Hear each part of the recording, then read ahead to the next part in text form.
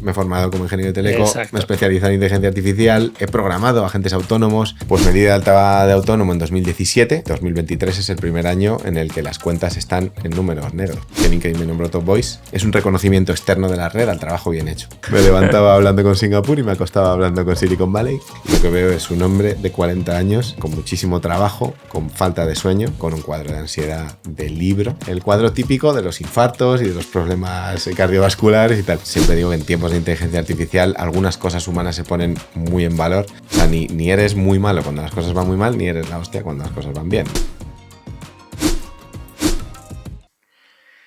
Pam, pam, pam, pam, pam, pam. ¿Qué tal, Jesús? Hola, Pepe. ¿Te ha gustado? Me ha encantado. Oye, contigo hay mucha confianza. Voy a decir que tenemos una tienda abierta. ¿Vale? Porque sé que luego se me olvida. Minimalism ha abierto su primera tienda física. Los que me estoy viendo en YouTube, y a Jesús le estoy viendo en YouTube en esa cámara, tengo un poco de ojeras, estoy durmiendo poco. Pero tenemos una tienda abierta en Fuencarral número 40. Podéis venir a ver la tienda. Y a quien quiera comprar un producto de Minimalism, pues es el momento de comprarlo físicamente. Y ahora hacemos otra vez pam, pam, no, pam. No, ya lo hacemos. Lo puedes hacer tú si Fin quieres. de la cuña. No vamos a hacerlo así. Yo tengo un montón de preguntas que hacerte hoy, porque tenemos vidas paralelas en muchas cosas. Entonces, para descubrir cuáles son esas vidas paralelas, te voy a hacer preguntas que creo que a la gente le pueden aportar mucho valor. Porque hay una de cada 2 personas en este país, porque a nivel mundial es más. O sea, se supone que son 1,5 de cada 2 personas que no les gusta su trabajo. ¿Tú te lo vas a plantear? Bueno, yo me lo he planteado, he leído informes, lo he sentido, yo creo. Bueno, yo creo, no, lo he sentido en mí mismo y lo he visto en otros. Y el por qué, no lo sé. O sea, yo sí que tengo mis razones y tengo mis hipótesis sobre otras personas. Y luego, pues en informes ves algunas cosas que refuerzan y otras cosas que sorprenden. Hay un factor bastante común que es la falta de alineamiento con los valores y el propósito. Esto que siempre suena un poco teórico, ¿no? El propósito y tal. Pero luego es verdad, porque en el día a día dices, joder, pues sí, salgo a las 6, a las 7, a las 8, cuando sea.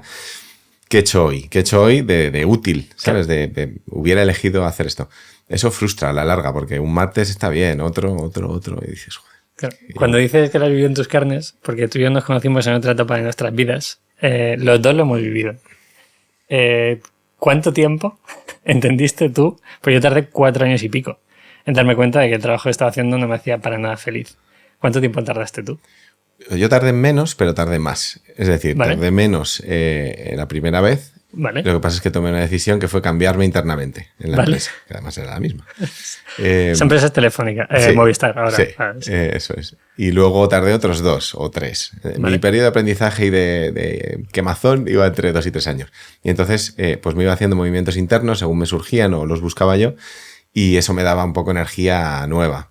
Y es verdad que en ese camino aprendí un montón. Estuve 10 años en Telefónica. Y luego ya sí que a los 10 años decidí que el problema era quizá un poco más estructural que cambiarme de área, y quería probar nuevos mundos. A ver, tenía 32 años y llevaba 10 en Telefónica toda mi vida profesional, y dije, joder, tiene que haber más mundos, ¿no? Y bueno, y ahí emprendí otros. Pero luego hablamos de emprendimiento y tal. Luego volví a la gran empresa y estuve 4 años más en una gran empresa americana, y volví a sentirlo, ¿sabes? De otra manera, porque una vez que ya te has puesto por tu cuenta y tal, empiezas a ver el trabajo de otra manera, pero esto que te digo de problema estructural sigue ahí. Sigue estando. Bueno, y ahora ya Telefónica es cliente tuyo. Sí, Telefónica es curioso, porque siempre lo digo, yo llevo 20 años trabajando y no ha habido, pues mi año de beca inicial fue el único que no he tenido a Telefónica de pagador de alguna manera, ¿sabes? O empleador o cliente. Yo estoy súper agradecido a Telefónica, la verdad es que estoy encantado.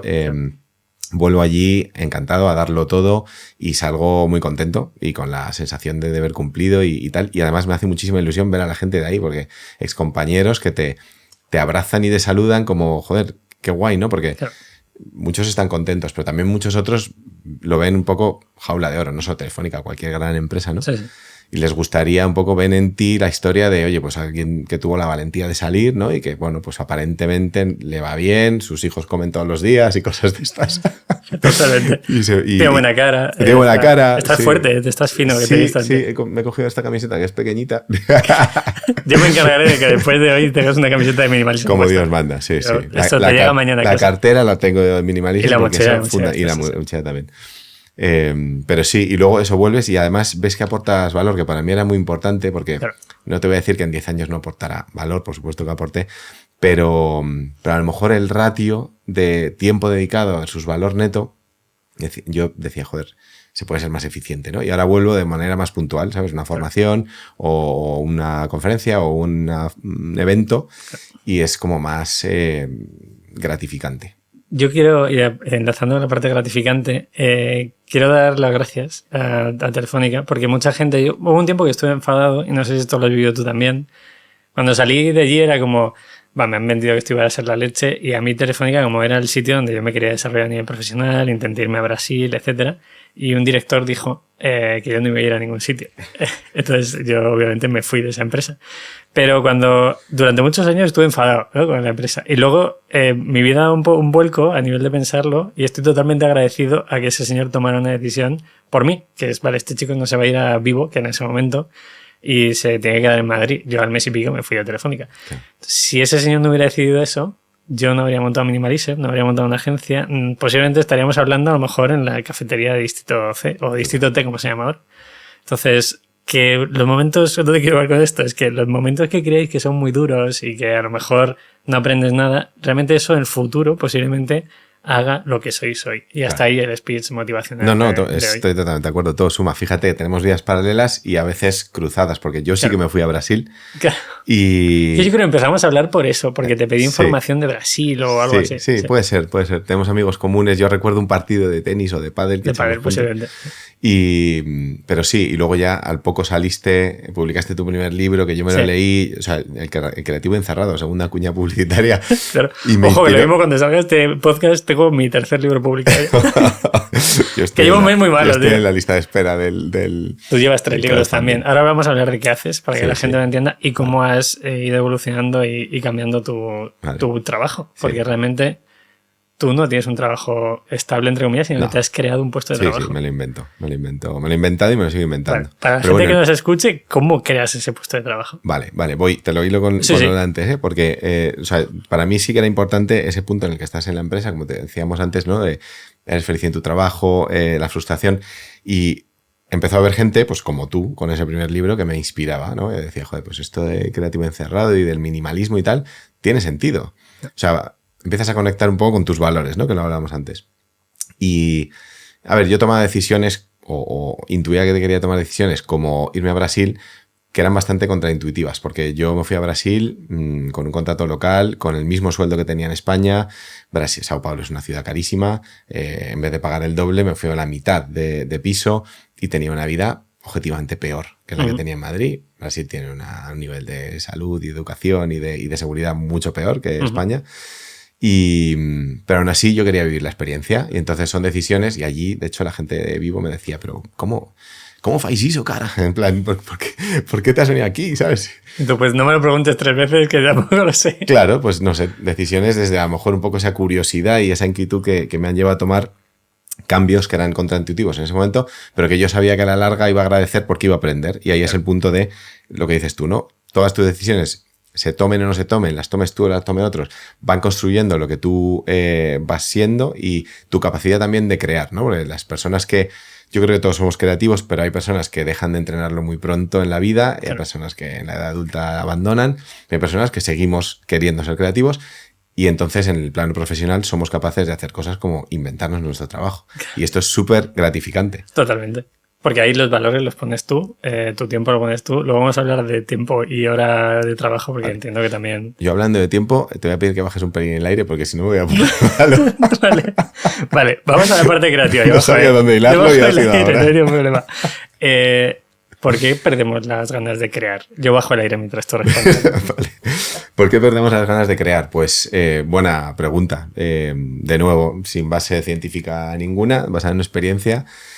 Yo creo que que por la realidad exterior. O sea, hay un poco de prueba y error que en particular en España pues no llevamos nada bien el error y el fracaso, y cuando nos dan palos de fuera pues decimos, ups, lo de que estoy sintiendo desde dentro no está bien, entonces me lo guardo y lo escondo, ¿no? Allá hacía un post en LinkedIn sobre curiosidad e inquietud, que las he pintado en modo Inside Out, y decía un poco eso, ¿no? Que durante muchos años de mi vida las tenía ahí guardadas porque el mundo exterior no las aplaudía o no las recibía bien, pero llegó un momento que dije, me da igual. O sea, yo las valoro y que salgan y fuera.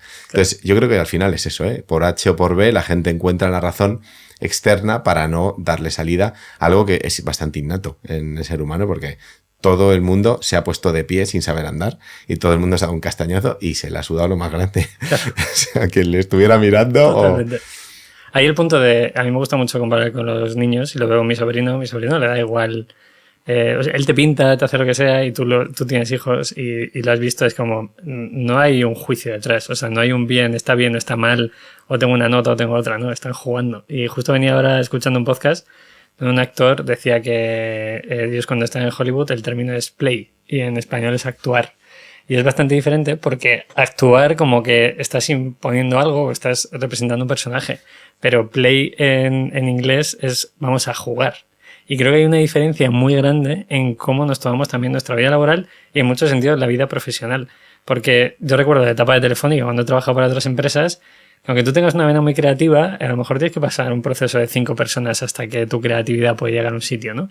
Y cuando eres autónomo es mucho más fácil, porque yo tengo una idea de un vídeo o tengo una idea de un podcast y la saco. Y la validación, ¿cuál es? La misma, que luego ya tienes que aprender a validarte y a gestionar expectativas. Sí. Pero tú que lo ves desde equipos internos, porque puedes explicar un poco lo que haces para empresas, Sí.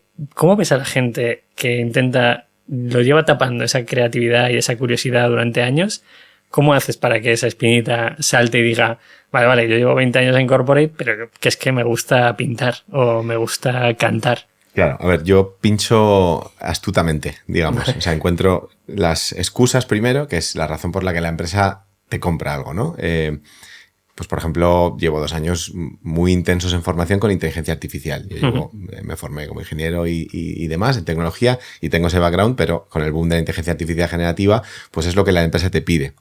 En la forma la empresa te pide inteligencia artificial o te pide, no sé, LinkedIn o te pide lo que sea y tú vas con eso, un poco, como digo, es la excusa, pero por dentro vas con un enfoque de transformación, ¿no? A la gente no le puedes decir, o yo no soy bueno diciéndole, vengo aquí a transformaros la forma en la que trabajáis, porque la gente piensa, no tienes ni idea de quién soy, de mi día a día, no, y además posiblemente cuando le digas eso va a haber un rechazo constante. Total. Claro, según le digas, vengo aquí a cambiarte la vida o a cambiarte esto, hay 2 opciones, a ver qué opinas tú. Esto es totalmente personal, ¿vale? No juzguéis a Jesús, esto es mío.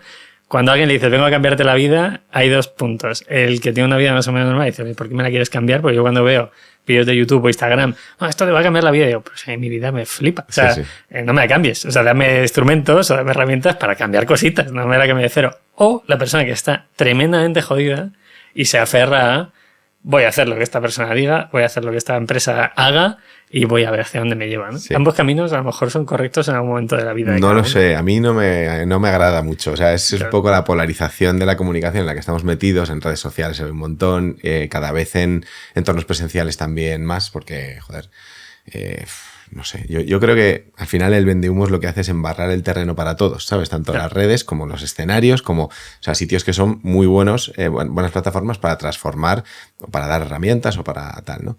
Pero bueno, es la época en la que estamos viendo. También hay otras cosas buenas, pero la polarización es lo que hay. También hay polarización en la sociedad, en la política, y es un poco lo que hay. Y bueno, pues yendo a la pregunta que me hacías antes de cómo entregas el mensaje, yo creo también el contexto o sea, tienes que encontrar los contextos que jueguen a tu favor, ¿sabes? Y yo en gran empresa, por ejemplo, pues después de 14 años trabajando dentro de corporación, me di cuenta de que el sitio donde podía causar más impacto para los empleados de una corporación era fuera de la corporación, vale.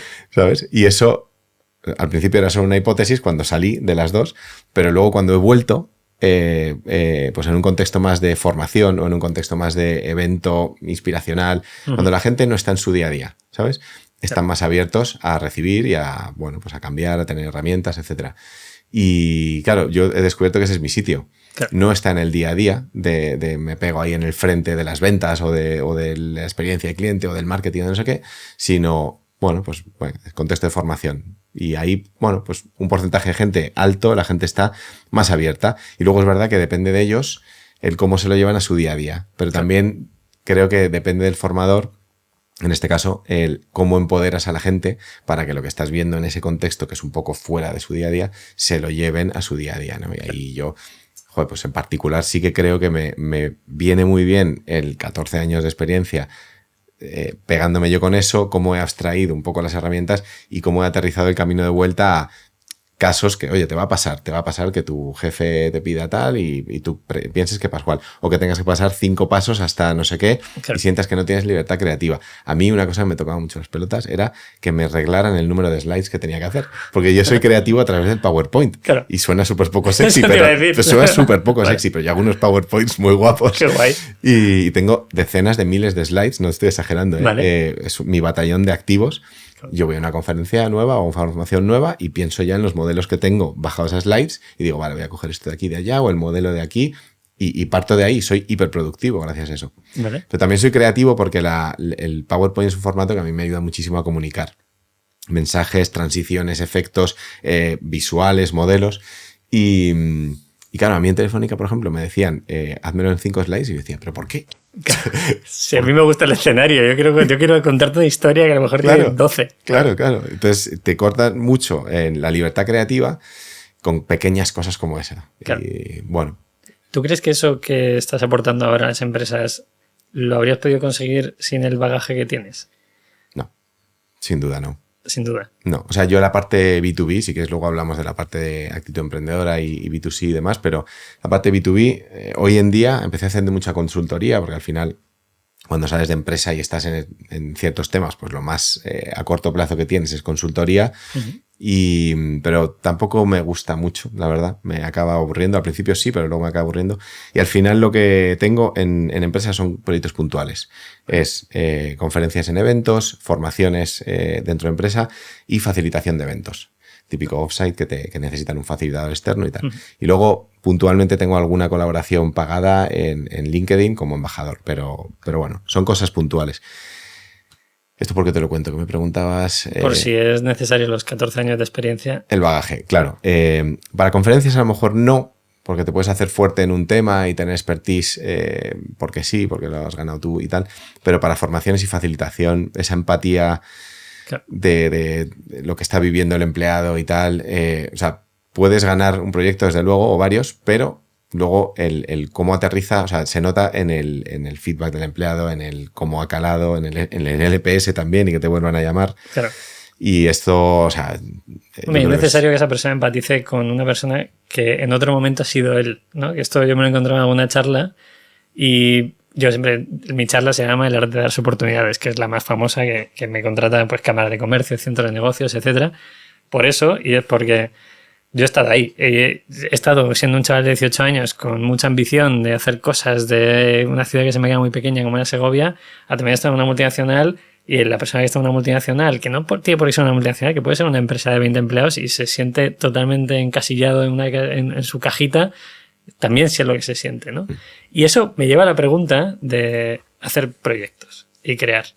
Porque estoy seguro que en este tipo de charlas, tú que enfatizas bastante que la gente desarrolla la creatividad, habrá gente que cree proyectos personales y habrá gente que no cree nada porque su proyecto es el trabajo que hace para la empresa. ¿Cómo haces que eso conviva con la capacidad de desarrollar la creatividad? ¿En otros o en mí mismo? En otros. Bueno, tú desarrollas la creatividad todo el día. Claro. Puedes hacerle más preguntas si quieres. Sí, ¿Cómo lo haces tú primero? Yo con el camino que estamos hablando, ¿no? Poco a poco tomando decisiones, encontrando los contextos, tal. Y luego en otros, pues un poco lo mismo, pero con esa capa adicional de cómo se lo cuento a otro para que, bueno, primero empatice, confíe en mí y luego pues pueda ayudarle a darle un poco guía en el camino, ¿no? A veces... Es simplemente, pues eso, esa parte más interna de la empresa de, pues mira, vamos a hablar de inteligencia artificial y cómo eso puede empoderar tu creatividad o tu productividad. Bueno, pues ahí tenemos un buen tema para hablar de eso. ¿Y ha habido gente que te dice, ok, esto que me has dicho es para mi vida laboral, pero la estoy aplicando a nivel personal? Imagínate a alguien que se dedica a hacer algún vídeo de YouTube, alguna formación, etcétera. Sí, porque la gente tiene tienen sus proyectos paralelos y tal. Yo creo que, joder, pues lo hemos visto poco a poco cada vez más. Después de pandemia ha habido mucho boom de esto y, bueno, también los despidos en las grandes tech en particular, pues a la gente le empieza un poco la mosca detrás de la oreja, ¿no? Y a lo mejor también es un poco cámara de eco que como tú ya estás más en el mundo emprendedor, ves más eso, lo que ¿no? interesa, sí. Pero sí, yo sí que lo veo. Y también inevitablemente tú tienes una formación que a lo mejor son 4 horas y tienes que sintetizar para un grupo heterogéneo. Sabes que algunos son de marketing, otros de producto, otros de tecnología, otros de finanzas, operaciones. Tienes que sintetizar algo que les valga a todos, ¿no? Claro. Y bueno, pues sí, algunos te vienen y te dicen, oye, esto que me has contado me ha parecido súper inspirador, pero ¿cómo me lo aplico yo? ¿Sabes? Yo no tengo que hacer una campaña de comunicación, a lo mejor yo tengo que, pues eso, hacer un modelo de... O hacer el PowerPoint. O hacer el PowerPoint. Y yo intento ahí dar herramientas que sean universales. O sea, es complicado por 2 razones, porque tienes que sintetizar mucho y por otro lado porque si sintetizas mucho puedes perder el feeling con lo concreto, ¿sabes? Puedes caer en la falacia del cómo mola lo que me estás contando. Podría ser una frase de Mr. Wonderful. Es una fumada, está bien. Claro, o sea, súper transformador, pero yo cómo lo acciono, ¿sabes? Claro. Pero bueno, yo creo que yo particularmente juego bien en ese interim y consigo el que las cosas sean universales, pero luego que la gente las pueda aterrizar a su día a día. Qué bueno.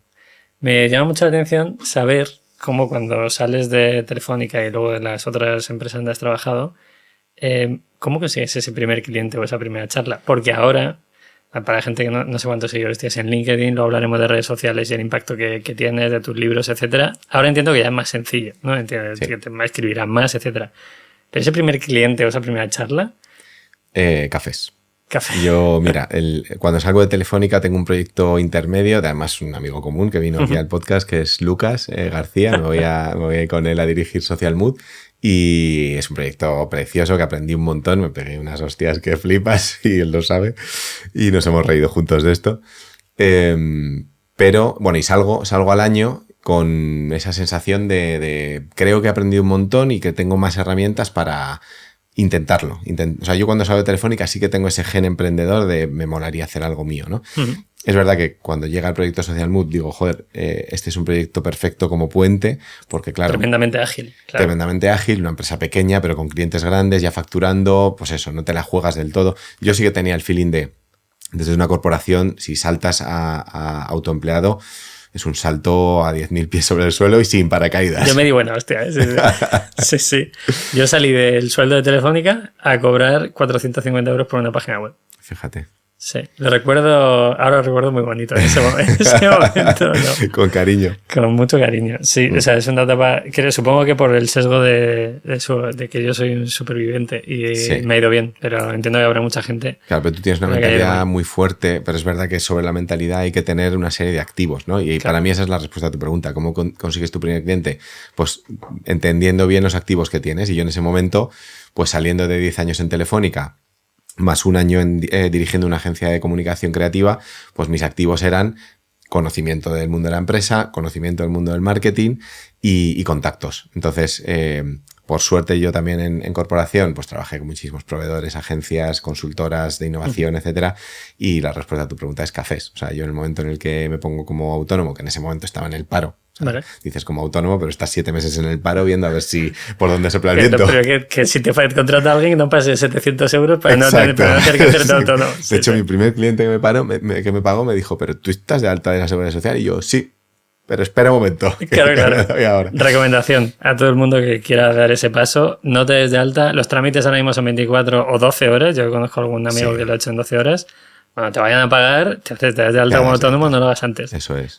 Te dice uno que se quitó los 12 meses de 60 euros, me los quité trabajando en Telefónica. Ostras.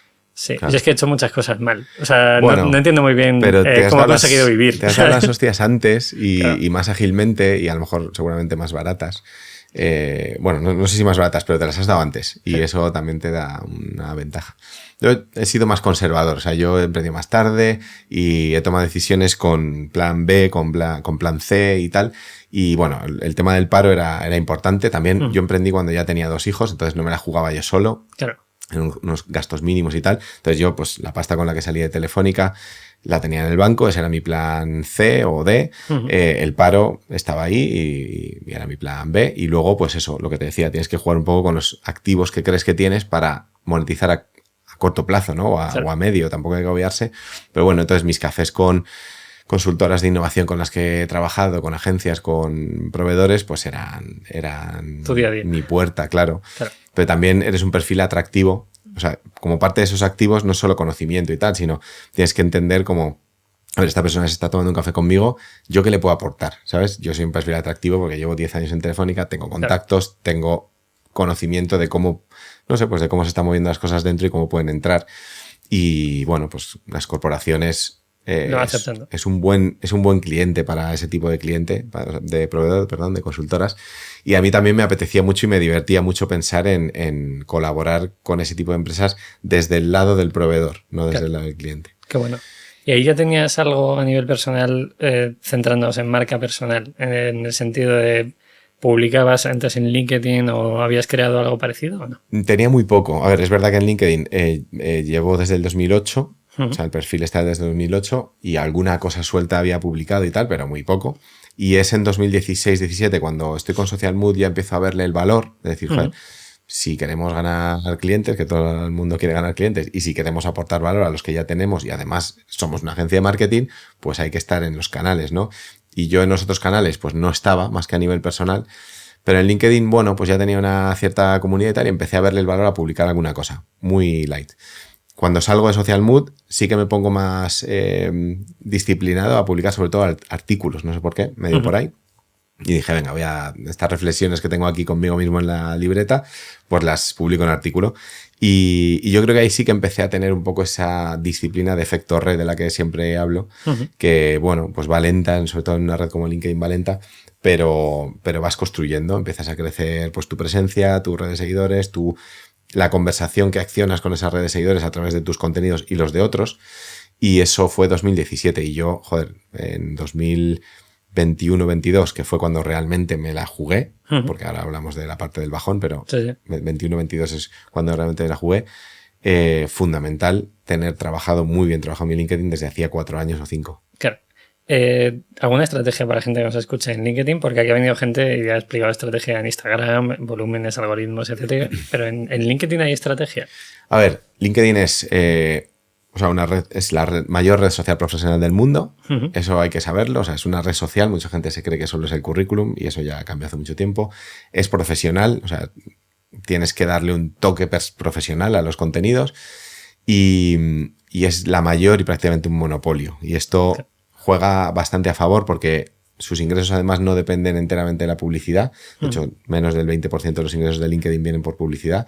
La mayoría vienen por venta de paquetes premium. Y eso, pues para mí hace que tengas, o sea, que sea una red más amable, porque por un lado a los creadores el algoritmo o la empresa y el algoritmo que controla la empresa no va a tender a pedirte cada vez más dinero para que tus contenidos alcancen a gente, cosa que pues eso, Instagram cualquiera, pues sí, porque su modelo depende de la publicidad. Total. Y luego el hecho de que sea profesional, te lo decía antes, ¿no? En el café, o sea, el nivel de entrada para el hate sube mucho, porque en Instagram tú eres Pepita47 y metes caña a distro y siniestro, y en LinkedIn eres tú con tu nombre verificado, con tu currículum, con tus ex jefes, con tus potenciales jefes. Sí, que va a ver el comentario porque se le va a mostrar arriba. Claro, a mí me parece muy divertido. Claro. Entonces la gente se corta más y esto para pues, una persona altamente sensible como soy yo es importante. Dicho eso, que es en contexto cómo trabajar LinkedIn. Yo hablo siempre de 3 perfiles, o sea, 3 pilares, perdón, que son tu perfil, el efecto red y la autenticidad. Entonces, tu perfil es lo básico, tienes que currarte tu perfil de LinkedIn, subir tu experiencia laboral y académica, y luego toda la parte de introducción, que es el headline o descripción, o sea, ¿cómo estoy con las palabras hoy? El titular, perdón, el about, tu foto de fondo, foto de perfil, o sea, lo que la gente ve de primera vista cuando entra a tu perfil de LinkedIn. Eso hay que tenerlo bien trabajado y te llevará pues lo que te lleve. Esa es la base. Luego, que es como si fuera el producto en LinkedIn, ¿no? Tu perfil. Si tienes un muy buen producto pero no haces marketing, nadie mira tu producto. Y eso es la parte del efecto red. El efecto red, que sería como el marketing, yo digo que es el efecto virtuoso que se genera entre tu red tu red y la red de contactos, seguidores y las conversaciones que eres capaz de accionar con esa red, ¿vale? La gente tiende a pensar en seguidores, alcance, ¿vale? Y ahí normalmente se genera un efecto, un círculo vicioso, porque dices, tengo pocos seguidores, entonces mis contenidos no alcanzan a mucha gente, como mis contenidos no alcanzan a mucha gente, no subo seguidores y ahí estoy jodido todo el día. Es lo mismo, pero cambiarle la mentalidad. Es, en vez de considerar y mirar número de seguidores como un loco, considera tu red como, oye, pues un activo interesante con el que quiero trabajar. Claro, es que este punto, y quiero destacar una cosa, porque o sea, yo tengo amigos que son youtubers de millones de seguidores, etcétera, y he tenido esta conversación con ellos. Y el valor de tener una comunidad o gente que te pueda seguir de 1000 personas, si esas personas que te siguen están dispuestas a pagar tu curso, a comprar tu libro o a comprar un producto de Minimalism, por ejemplo, por la autenticidad, que es algo que has comentado, es igualmente válido que si tienes 1 millón y solo un 1% te compra, porque el dato es el mismo. Entonces, que entendamos que si tú publicas en LinkedIn hay una parte profesional, que la persona que te tiene que contratar para esa charla, para esa formación o para ese curso, posiblemente esté en LinkedIn y vaya a LinkedIn a buscar esos perfiles. Claro. Y no vaya a Instagram a ver a Jesús explicándote, no, pues para ser más productivo utiliza la IA, no sé qué. No, o sea, el canal tienes que definirlo muy bien para saber dónde está tu público. Justo. Y para eso tienes que saber quién es tu público y qué ofreces y qué quieres de tu negocio. Y es verdad que cuando emprendes muchas veces eso lo descubres de camino, sobre todo cuando emprendes en un modelo como el mío que no tiene producto y tal, o no se basa en producto enteramente. Pero es importante porque tienes que saber a quién le hablas. Incluso en LinkedIn puedes tener ese modelo más top of the funnel, ¿no? De millones de seguidores, contenido más, bueno, pues que le guste más gente y tal, pero probablemente tu modelo de negocio será pues intentar que un porcentaje pequeño pues te aporte un dinero, poco dinero y que, bueno, pues el P por Q esté así balanceado. Pero sí que es importante en un momento dado decir cuál es mi modelo. Quiero 100.000 clientes con 1 euro al año cada uno, o quiero 10.000 con 10, o quiero, bueno, ya depende de lo que te fijes, ¿no? Como objetivo. Y expectativas que tengas. Y expectativas y valor y activos para ejecutarlo, ¿no? Yo soy una persona más de distancias cortas. O sea, me preguntabas antes la red, ¿no? Yo ahora tengo unos 45.000 y pico seguidores. La verdad es que me da bastante igual ese número, aunque bueno, pues sí que como vengo de tener 0 y luego 500 y luego 1000 y luego así, claro, poco a poco te ha pesado. No te pesa, lo vas viendo natural y bueno, entiendes que es el resultado de que vas aportando valor y teniendo una conversación interesante.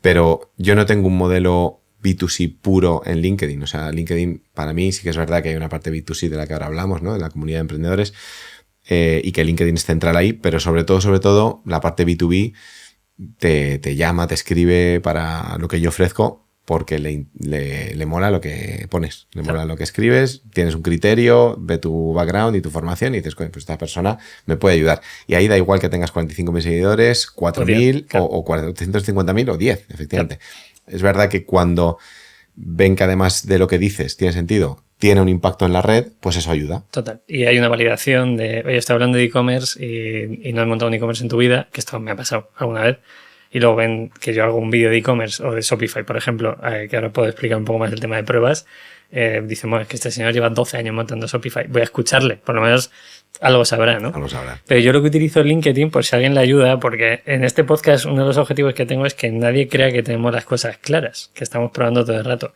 Yo desde hace un año pivoté mi contenido a vida autónoma haciendo cosas. En lo que eso se lleva, que puede ser videoblogs de mi día en 60 segundos o un vídeo yendo a las fábricas en un vídeo de 10 minutos en YouTube. Pero son todo pruebas. Y ahora que he estado en Canadá, pues me he ido a las oficinas de Shopify, porque me han invitado a las oficinas de Shopify, y he hecho un vídeo sobre Shopify. Y yo lo que hago es soltar pruebitas al algoritmo, en plan, venga, traga perras, a ver qué opinan de Shopify, a ver qué opinan de que UPS solo gira a la derecha, que es un mito. Y sí que es verdad que en Instagram, en TikTok y cosas de ese estilo se puede hacer viral y la gente entra con un cuchillazo de la leche, y en LinkedIn lo publicas, se hace viral, se va a 50.000 visitas y tal. Pero la gente es muy respetuosa. En plan, llevo utilizando Shopify mucho tiempo, no sabía la historia, etiquetando al country manager porque les hago la coña de, oye, hacerme un patrocinio, que ya hablaremos de eso en otro momento porque a lo mejor llega. Pero lo que quiero es que la gente entienda que no tenemos las cosas siempre agotadas. O sea, hay que tener una constancia, hay que saber lo que estás publicando, hay que saber cuál es tu público, pero hablando de creatividad hay que probar cositas. Total. Yo creo que o sea, a mí me gusta mucho tu contenido, aparte de los libros y tal. Te empecé a seguir muy pronto con tus blogs y tal.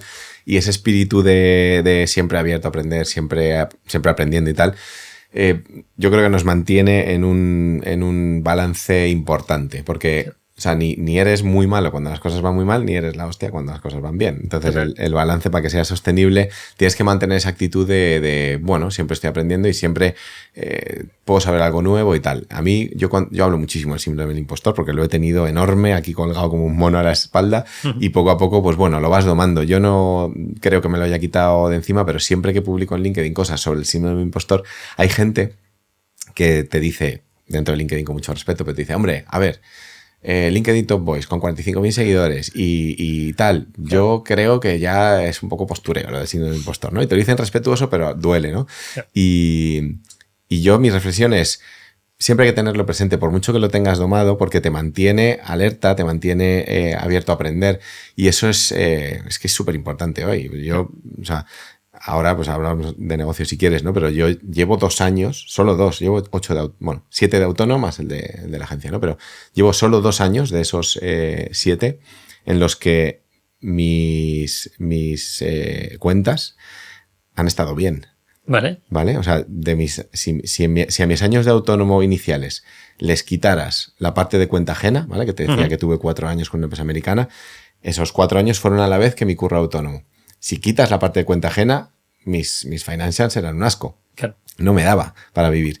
Y luego cuando se fue el plan B, que era mi trabajo cuenta ajena, pues me tuve que enfrentar a esa realidad de 2021-2022 que te decía, de decir, hostia, esto aquí no da.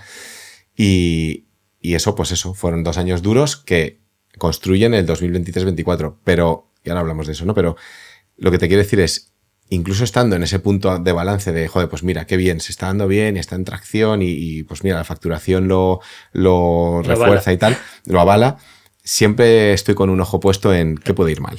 ¿Y tú crees que es por la sensibilidad que comentabas antes? Porque o sea, yo lo que estoy haciendo es protegerme. En plan, hay una frase que escuché el otro día en un podcast, siento que no recuerdo cuál es, pero es mítica, que es, no aceptaría un consejo de alguien, no aceptarías ¿cómo es? No aceptaría una crítica de alguien de que no aceptaría un consejo. Ah, ok. Y me parece muy buena, porque, o sea, si tú me escribes un WhatsApp y me dices, Pepe, vaya campaña de mierda que has hecho, o vaya vídeo de mierda, digo, bueno, Jesús tiene su criterio, ¿sabes?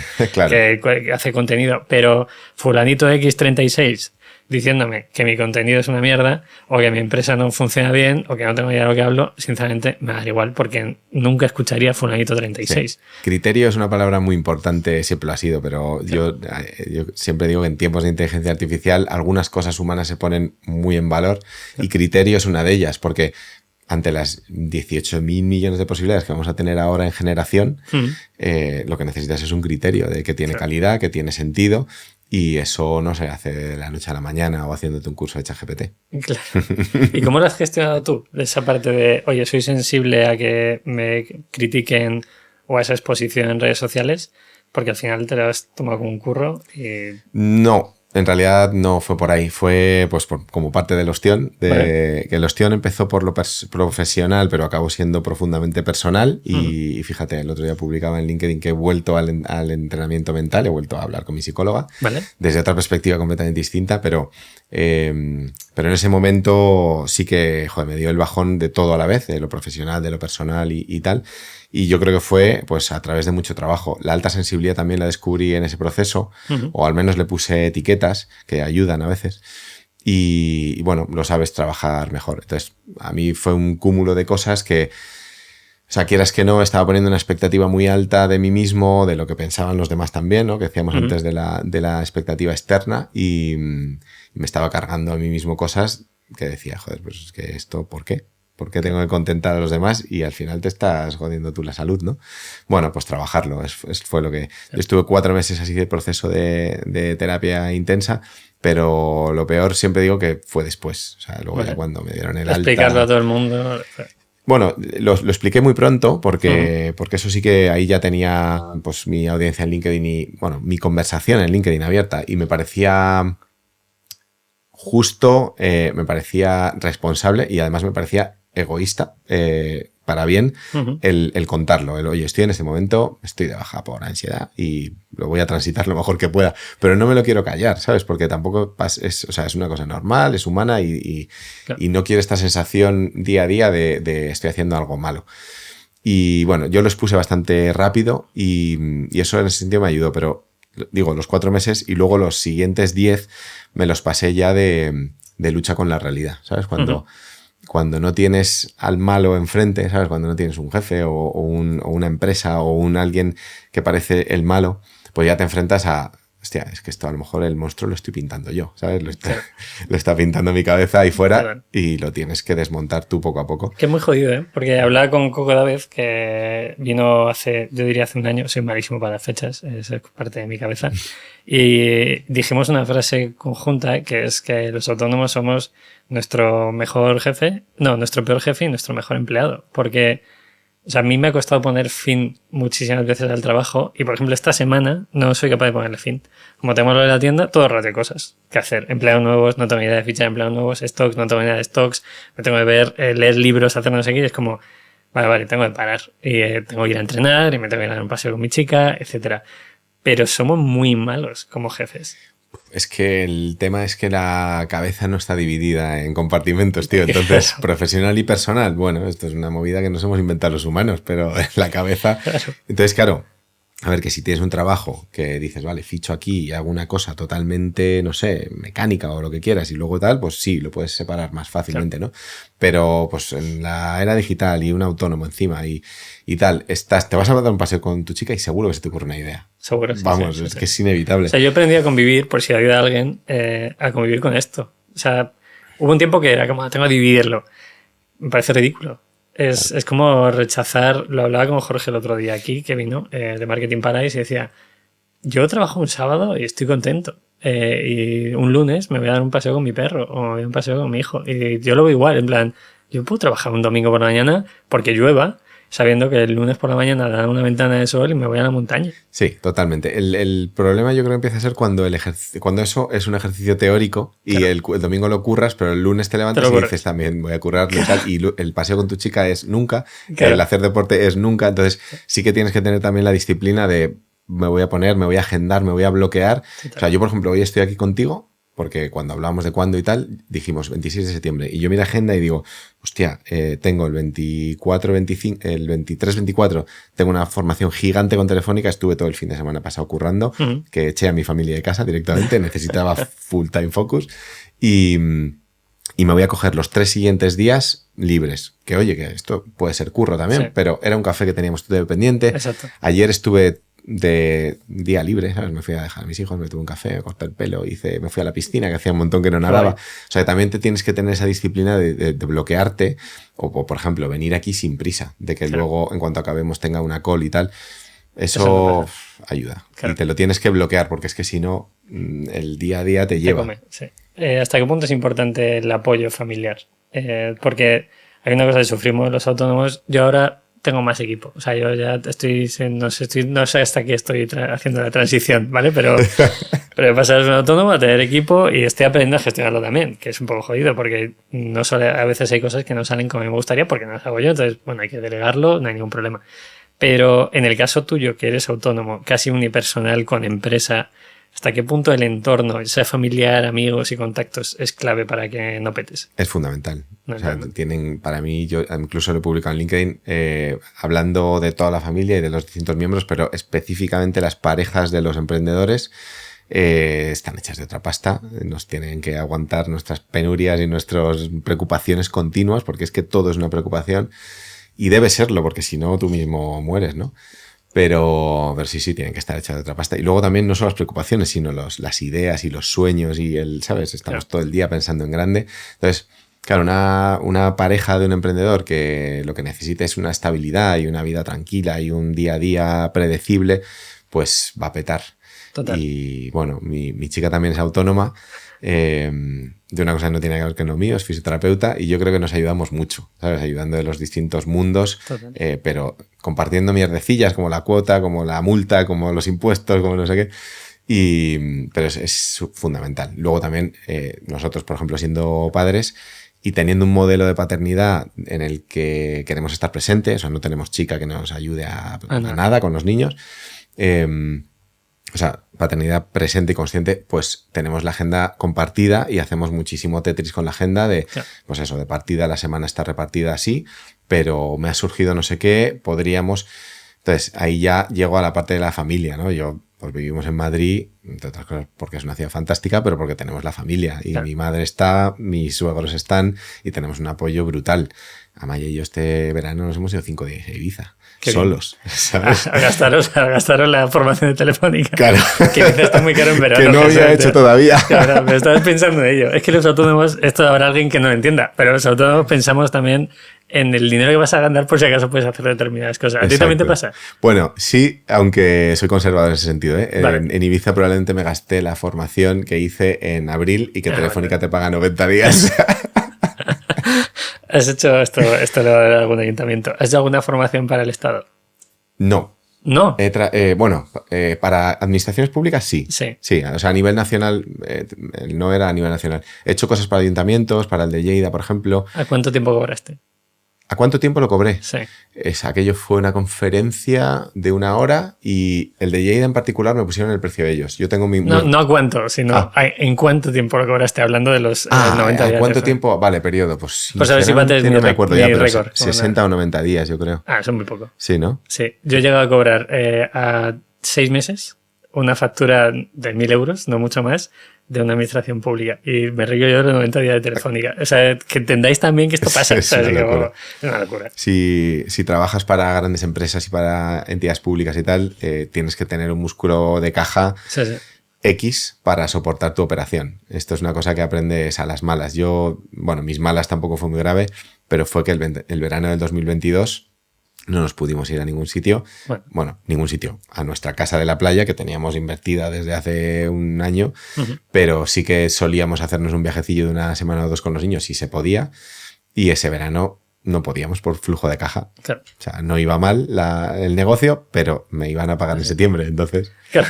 En septiembre ya os iría. Y happy problem, porque en 2022 2023, fue el año pasado. Yo el Q2 de 2023... En B2B me lo curré entero para Telefónica. Hice 5 formaciones de inteligencia artificial con creatividad. Estuve currando para Telefónica casi todo el Q. Y claro, eso es mucha pasta, pero es pasta que te pagan a partir de septiembre. Para el cuarto trimestre, para Navidad. No es solo el periodo ese, sino que estás un Q entero no haciendo otras cosas y dices... Claro, durante muchos meses no entra pasta. Y pagas los impuestos de esa parte. Eso es. Es muy jodido. Eso es maravilloso. Esto lo voy a contar en el libro. Lo pongo por si... Tu libro está haciendo leerlo. Sí. Eso lo explicamos. Esto muy resumido. Tú haces una factura el segundo trimestre, te pagan 90 días, pero tú declaras los impuestos en el segundo trimestre. Entonces, pues a lo mejor no cobras hasta octubre. Puedes pedir un instrumento público que es demorar el pago, pero va a un interés del 4%. El 4%. Bienvenidos todos los autónomos que os queréis dar de alta ahora. Pero luego los autónomos, tío, tenemos algo que es que nos descojonamos de estas cosas auténticamente. Claro. ¿No? Porque dices, es una mierda. O sea, honestamente es una mierda. Pero nos merece tanto la pena que te ríes genuinamente. Yo creo que no hay otra forma de tomártelo. Porque si te lo tomas de forma defensiva... Primero, a lo mejor dejas de coger proyectos en Telefónica, dejas de hacer cosas que te apetece hacer pensando en cobrarlo y te centras más en otro tipo de cosas que a largo plazo incluso pueden tener un impacto no tan positivo como el que tiene, ¿no? Sí. Quiero que me cuentes el all-in. O sea, sales de la segunda multinacional. Explícame qué pasa en ese momento. Bueno, a ver, para empezar es algo bastante mal de ese sitio que es, bueno... No pasa nada, vamos a decirlo, es McAfee, ciberseguridad, proyecto maravilloso en el que trabajé. ¿Otro patrocinador que no puede entrar a este podcast? Sí, porque esto queda un poco, la cosa queda un poco peor. Pero bueno, es un proyecto que me viene en ese momento de 2018, en el que ya llevo 1 año de consultor por mi cuenta y le veo un poco las orejas al lobo, tipo, oye, pues de consultor me va bien, pero al final es un poco lo mismo que por cuenta ajena, pero en vez de jefe lo llamo cliente. Y tengo un poco más de libertad, pero no tanta más. Y si quiero levantar un negocio un poquito más, no independiente, pero sí basado en activos, ¿no? En mi marca en LinkedIn, mi Autoritas en LinkedIn, había empezado a escribir, ¿no? Entonces, pues, que me dé tiempo a escribir los libros. Eso lleva tiempo. Y eso ya vi que no era cuestión de un año. Entonces llega este proyecto, porque me llega, no lo busco, pero me llega y es una súper oportunidad, porque ya no es solo hacer ese puente de, bueno, pues doy tiempo a mi negocio autónomo a crecer esos activos, sino que encima el proyecto en sí mola mucho, porque es un partnership que tiene McAfee con Telefónica a nivel global para desplegar ciberseguridad a nivel global, y buscan a una persona que esté en Madrid, que sepa de marketing, que conozca Telefónica y que tenga un perfil internacional. Y yo dije, te ayudo a buscarlo. Claro. Y entonces, bueno, pues pasa que lo negocio bastante bien, porque yo quería hacerlo, bueno, les propuse hacerlo como consultor externo y estuvimos meses negociando así. Pero llega un momento que me dicen que tienen el headcount y que es un puesto bastante más estratégico que para externalizarlo y que, bueno, pues que soy muy buen candidato, que si lo quiero, que vamos por proceso de selección normal. Entonces a mí, o sea, acepto, les digo, quiero decirte que sí, pero hay algunos musts en ese modelo de consultor externo que para mí son muy importantes. Y me acaba saliendo una negociación muy buena en la que curro desde casa todos los días, tengo libertad de horario. También eso era un poco inevitable porque mis jefes siempre están en Silicon Valley, en McAfee, entonces pues es inevitable, a menos 9 horas. Y luego dejo muy claro que me contratan, pero yo voy a seguir de autónomo haciendo cosas que no compitan. Lo ponemos en el contrato incluso, oye, pues esta persona es formador en no sé dónde, en tal. Cosas que no compitan, voy a seguir haciéndolas. ¿Qué pasa? Pues que eso funciona muy bien en teoría, pero luego en la práctica pues te encuentras a estos líderes a los que no les mola nada que publiques en LinkedIn, a los que si ven que lanzas un libro te dicen, joder, ¿de dónde has sacado tiempo para escribirlo? No te estoy explotando lo suficiente. Claro, porque los objetivos de este trimestre aún no están hechos. Y fíjate que es curioso, porque yo en McAfee los 4 años que estuve fui top performer de mis objetivos. Entonces ahí lo que pasa es que levantas una conversación muy incómoda sobre la falacia en las empresas de somos una empresa que va por objetivos, pero si luego no estás tus 8 horas o no estás en una oficina o no estás como ellos quieren, o si tienes una presencia en LinkedIn que incomoda, pues eres incómodo. Y yo siempre he sido un poco incómodo en las corporaciones, pero en Telefónica aún no sabía lo que sabía y en McAfee ya sabía lo que sabía. Entonces he sido especialmente incómodo en McAfee. ¿Qué pasa? Pues que eso acaba en una salida bastante complicada. Me meten en un proyecto que aparentemente tiene muy buena pinta, pero que era una ratonera en la que yo básicamente palmo el sueño. Tenía que dar servicio a toda la geografía mundial a la vez. O sea, yo me levantaba hablando con Singapur y me acostaba hablando con Silicon Valley. Y estaba tan motivado con ese proyecto y también con salir del anterior para dejar de tratar con alguna gente que lo doy todo durante 6-8 semanas y peto. O sea, me peta el sueño. Y eso es lo que te digo, que peta el sueño. O sea, me voy al médico porque me insiste mi chica, en plan, vete al médico que estás jodido. O sea, pasé un fin de semana muy malo. Pues mira, por esta época fue, mitad de octubre del 2021. Vete al médico. Yo me fui al médico porque me obligó ella, pero te juro que hacía la cola del médico pensando, tengo muchísimo curro y esta gente de aquí necesita un médico de verdad, ¿sabes? A mí me ha pasado siempre lo mismo. Y el médico me dio un buen palo. O sea, yo le conté mi historia, probablemente aceleradísimo, en plan, dime lo que me tengas que decir, recétame lo que me tengas que decir, pero tengo una cola a las 12. Y no sé, usó unas palabras yo creo bastante adecuadas, pero me dio un buen palo. Me dijo, tú luego haces lo que quieras, pero yo te voy a contar lo que veo desde mi punto de vista médico. Y lo que veo es un hombre de 40 años con muchísimo trabajo, con falta de sueño, con un cuadro de ansiedad de libro. Me dijo eso así tal cual. Y bueno, esto es el cuadro típico de los infartos y de los problemas cardiovasculares y tal. Y yo, claro, en ese momento no me veía ni con ansiedad ni con 40 años, porque es todo mental. Había llegado todo, claro. Pero eso sí que me hizo parar y dije, hostia, que a lo mejor sí que tiene razón. Y también me lo planteo como una cosa, mira, hay fases, ¿no? En esto que te estoy diciendo, me decía el médico, y hay una urgente que es que recuperes tu sueño. Y esto yo sí que lo empezaba a notar, porque ese fin de semana estuve súper mustio. Yo empezaba a notar que no rendía en el trabajo, porque ya no era solo lo de los usos horarios, sino que enganchaba videollamada tras videollamada, estábamos levantando una nueva línea de negocio y, claro, yo me llevaba deberes de cada call de ventas que no podía hacer porque tenía la siguiente. Entonces empezó a acumularse la historia y, bueno, hizo un poco bomba y dije, mira, me dan una baja de 2 semanas, me están recomendando que la coja, la voy a coger, voy a recuperar mi sueño. Y entonces ahí se abrió la caja de Pandora. Sí. Claro, porque en 2 semanas, que recuperé mi sueño, obviamente, pues empiezas a... Bueno, obviamente pues vas a la terapia para que te ayuden, porque te obligan, básicamente, pero además de la seguridad social, yo me empecé a pagar mi psicólogo privado y te empiezan a, bueno, pues a levantar conversaciones incómodas que... Bueno, te estoy soltando la chapa, pero Sí, perfecto. Tú sabes perfectamente de qué te estoy hablando. Pues joder, que al final son cosas que tenías ahí guardadas mucho tiempo, Claro. ¿no? Y entonces dices, bueno, a ver si no va a ser solo la falta de sueño, a ver si es que profesionalmente yo también tengo parte de la culpa, no es solo este que es un cabrón o el otro de más allá o tal. Y eso empieza a trascender también a lo personal, ¿no? Y mis creencias y mis miedos y heridas de pequeño y mis historias, todos tenemos nuestras mierdas. Todo el mundo. Y entonces, claro, cuando abres la tapa, y además una persona como yo que soy abierta y esa sensibilidad juega a veces en contra, pero también a favor, ¿no? Cuando pues, también eres curioso y dices, bueno, yo soy sensible a esto, pero quiero descubrir el qué es, ¿no? Porque no le voy a tener miedo en un futuro. Pues nada, llegas ahí hasta el fondo y ya una vez que conoces el fondo no hay manera de ignorarlo. Entonces, claro, eso es lo que te digo, ¿no? Que empieza un proceso de 4 meses en el que además, bueno, yo ya poco a poco en ese proceso, o sea, yo técnicamente ahí estoy de baja en McAfee, pero aún contratado. Yo ahí veo que es un sitio al que no voy a volver, lo veo claro.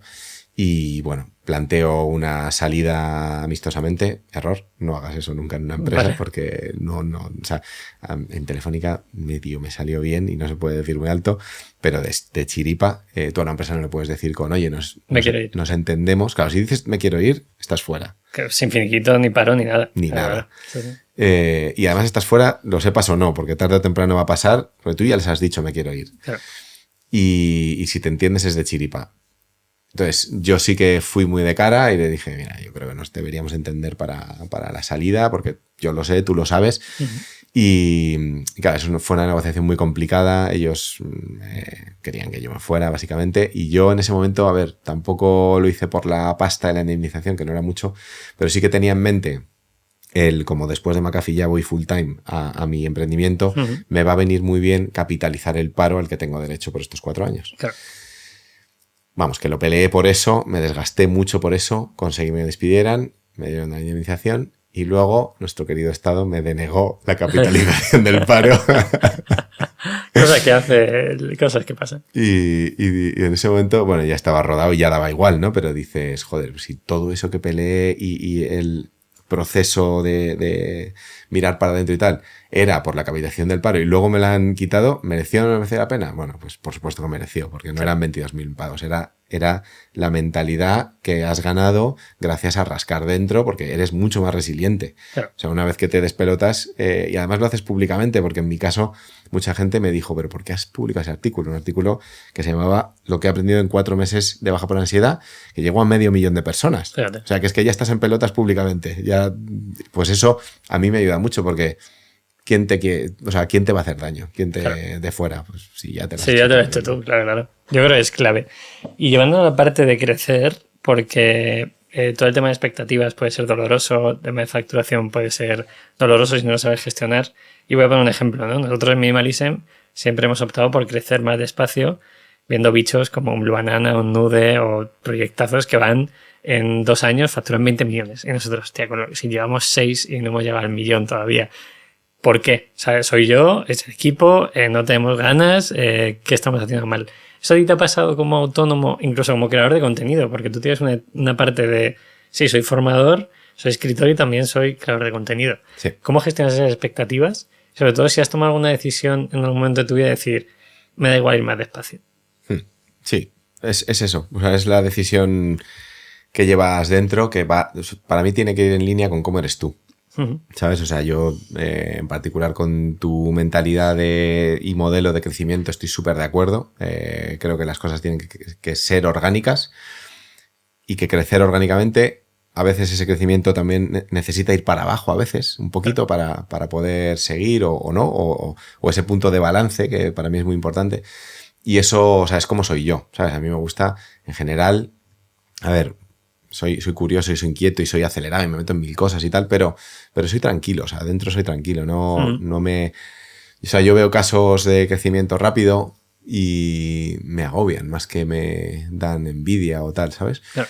Es más, muchas veces sí que veo, a ver, no sé, pues gente en LinkedIn que tiene centenares de miles de seguidores o fuera de España millones y por curiosidad miro un poco, ¿no? Qué tipos de contenidos hacen y tal. Son contenidos que a mí me dan una pereza que me muero. O sea, que claro, no sería sostenible, porque no es como soy yo. Entonces, eso luego, del plano personal y como eres tú, te lo tienes que llevar también al match con tu modelo de negocio, ¿sabes? Porque si tu modelo de negocio demanda que tengas millones de seguidores para convertir un 0,1%, pues entonces ahí tienes un problema. Claro. Pero, no sé, en mi modelo de emprendimiento también la forma de ser es un poco el core de cómo diseñas el modelo de negocio. Claro. Y lo haces de tal manera pues que lo que decíamos antes, ¿no? Que el P por Q pues vaya con ese crecimiento orgánico y natural. Qué bueno. Y ahora que estás en un momento bonito, en el sentido de... estás en un momento bonito. Sí, vale, sí. No, estoy de la puta guerra. A lo mejor me podías decir, no pasa nada.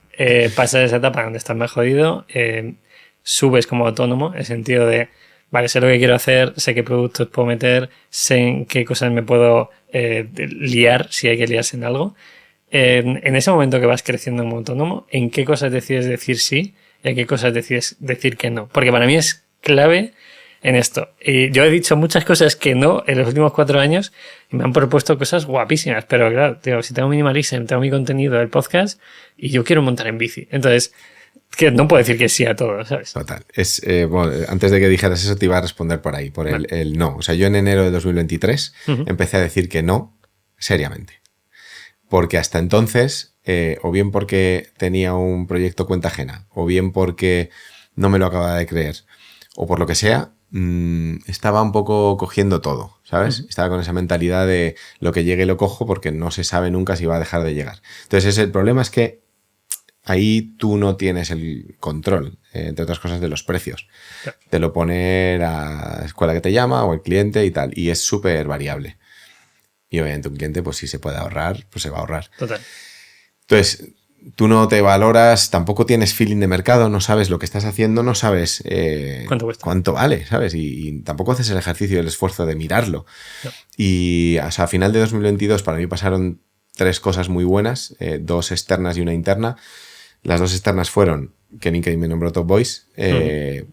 O sea, yo en ese momento sabía que no iba a cambiar mi vida de la noche a la mañana, pero me alegré un huevo. De hecho, pegué un salto de alegría en casa, estaba en la casa de la playa, y esa noche lo celebré con mis amigos porque dije, claro, esto yo creo que va a venir muy bien. Es un reconocimiento externo de la red al trabajo bien hecho. Luego, el boom de la inteligencia artificial.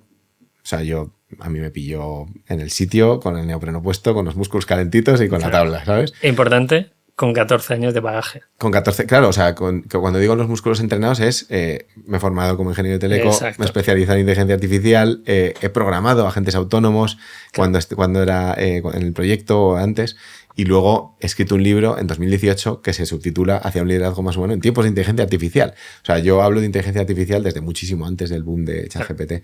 Y eso, pues claro, te da una autoridad a que cuando algo como esto explota y está en boca de todos, pues la gente busca referencias, ¿no? De, claro, vale, me puedes hablar de la herramienta, pero también me puedes hablar de la parte de negocio, de la parte humana y de la parte técnica si hace falta, ¿no? De hecho, yo ahí tomo una decisión inteligente, yo creo que es, en la parte de formación no voy a montar un curso de inteligencia artificial como tal, lo que voy a hacer es empoderar los cursos que ya tengo, creatividad, LinkedIn, comunicación y alguna más con inteligencia artificial, ¿sabes? Entonces al de creatividad, por ejemplo, que es mi estrella, le llamo eleva tu creatividad a la potencia de la inteligencia artificial y hago una mezcla entre proceso de pensamiento humano creativo con inteligencia artificial, que además está hilado a un nivel precioso, porque, bueno, entonces eso diferencia. Y yo creo que también, o sea, pero que podía haber explotado de esa manera o no, podía haber explotado en 2027, ¿sabes? Y yo para ese momento ya estoy currando en Vodafone. Vendrá Vodafone a patrocinar el podcast. También. Pero bueno, pasan esas 2 cosas. Y luego el factor interno es que todo este proceso personal que hablábamos, pues me prepara mucho. Me prepara para la resiliencia de se va a dar... En 2022 se dio muy mal a nivel económico, muy mal. O sea, peor que mi primer sueldo. Es brutal eso, cuando lo miras dices... ¿Primer sueldo como ingeniero o primer sueldo? Primer sueldo. Hostia, que es el por debajo del mínimo. Bueno, yo tuve un muy buen primer sueldo. Ahora. Vamos, muy bueno para ser entry level, pero... Sí. O sea, 24.000 euros fue Vale. mi primer sueldo, que joder, para ser entry level está muy bien, pero Sí. cobrar menos de 24.000 euros con 40 años, con 2 hijos y tal... Y matizo una cosa más, habiendo cobrado bien. Claro, habiendo cobrado bien, es verdad. Claro. Porque... Es que hay en alguna consultoría cuando alguien me dice, yo vengo a cobrar 120.000 euros. Y le digo, ¿hasta qué punto estás dispuesto a tirar tu ritmo de vida? Porque para mí es un valor clave decir, no quiero montar mi proyecto, no sé qué. Digo, ya, ¿cuánto cobras ahora? Claro. 120. Me dijo un chico hace poquito que vivía en Suiza. Y digo, ¿y cómo vas a hacer eso? O sea, si tú tienes un ritmo de vida, tus hijos van a un cole, te gusta una serie de cosas, date cuenta que los 3 primeros años de cualquier cosa que montes, para que tú tengas un sueldo de 120.000 al año, es que la empresa tiene que ir como un cohete. Va, como Y te vas a sentir muy mal pagándote 120.000 euros a ti mismo. Total. Entonces, que la gente lo entienda también, que es complicado llegar a ese punto y si tienes un nivel de vida alto, es lo primero que posiblemente tengas que cortar. Sí, yo todo esto que estás diciendo lo visualizo en un modelito, me pongo arriba el salario económico y tengo una evolución histórica en mi salario económico, en corporaciones más plano y siempre para arriba, y cuando empiezas a hacer cosas raras hace así. Y luego abajo pongo el salario emocional, y ahí yo creo que es importante que la gente visualice las cosas importantes para ellos, ¿no? Lo que estás diciendo, pues mi familia, me gusta montar en bici, quiero ver a mi chica, quiero vivir tranquilo, estoy dispuesto a trabajar 12 horas o no, o 20 o 8, ese tipo de cosas, póntelas, llámalas X en tus valores o en tus principios de salario emocional, y yo me pongo un semaforito. Y es que no falla, macho. Cada vez que he tenido un salario, normalmente por cuenta ajena, alto o muy alto, cosas abajo estaban en rojo. Y para mí el amarillo es préstale atención y arréglalo, pero el rojo es warning, toma decisiones. Siempre que he salido de grandes salarios, todo estaba en rojo. Claro. Y para mí es importante mi bienestar personal, el equilibrio con la vida familiar, la libertad creativa de espacio y tiempo, contribuir a casas con sentido, que no sea solo 120.000. La gente se obsesiona mucho con el número en bruto, ¿no? Pero claro. 120.000, ¿en qué contexto? Porque igual es que ¿dónde? Te tienes que prostituir, ¿sabes? Claro. O dónde es. Porque claro. El otro día vinieron al podcast unas chicas que trabajan en Silicon Valley y 120.000 no puedes vivir. No puedes vivir. O sea, el café te cuesta $15. Bajar a tomar un café son $15. $9.000 de alquiler paga la gente en San Francisco. Claro. O sea, es inviable. ¿En qué contexto, no? Y lo Exacto. Pones en tu contexto personal. Y entonces ya dices, o sea, ese es el balance que te decía, ¿no? Claro. Necesitas la pasta, pero la parte de abajo emocional es importante, ¿no? Y luego arriba también la mentalidad de crecimiento que hablábamos, orgánica, de decir, vale, este año me ha ido muy bien. Y yo siempre me hago mis ejercicios de proyección y planificación del año siguiente, ¿no? En 2023, pues se da. O sea, me hice mi plan y joder, lo dupliqué, honestamente. Joder. Se me fue de puta madre. Y cuando hacía el ejercicio para este año 2024, decía, este es el típico momento en el que los consultores y las empresas la cagan. Porque dices, te has hecho un plan X, has facturado 2X. El año que viene, ¿qué haces? 2X por 1 más 15%. Claro. Mal porque primero, ¿por qué has duplicado? ¿Por qué habías estimado eso? Igual te has quedado un poco por debajo, pero yo estimo los mínimos con mi ingreso mínimo necesario, ¿vale? Te decía que hablar de brutos, a la gente le gusta mucho hablar de euros y compararse, pero el contexto hay que llevárselo a comparables. Entonces, no es lo mismo un país que otro, no es lo mismo una industria que otra y una preparación que otra. Entonces, yo siempre hablo de un parámetro que es el ingreso mínimo necesario. Si tú tienes una vida súper minimalista y tal, pues tu ingreso mínimo necesario será X, y si tienes 5 hijos que van a un colegio alemán, pues será otra cosa. Totalmente. Ingreso mínimo necesario, hay que ser consciente. Y luego el ingreso máximo potencial. El de abajo viene del factor interno, el de arriba viene el factor externo. Si curras en high-tech, inteligencia artificial, estás hiper preparado, tienes activos, estás en Silicon Valley y tal, oye, pues probablemente tu ingreso máximo potencial sea uno diferente a si estás en España o si estás en otra industria y tal. Y en ese gap para mí está la clave, la clave del cómo se da en la operación del año.